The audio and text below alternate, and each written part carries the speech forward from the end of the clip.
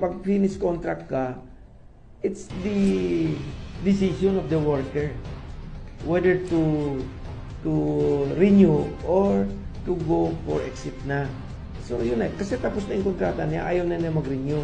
So hindi dapat siya hadlangan ng employer kung gusto niya nang kasi tapos na yung kontrata niya. So ito, kung mayroong ganitong nangyayari, ayaw silang pauwi ng employer for whatever reason, mag-report sila sa amin. And we have to seek the assistance of the PAM about this. Pag finish contract ka, it's the decision of the worker whether to renew or to go for exit na. So yun na, kasi tapos na yung kontrata niya, ayaw na niya mag-renew. So hindi dapat siya hadlangan ng employer kung gusto niya nang kasi tapos na yung kontrata niya.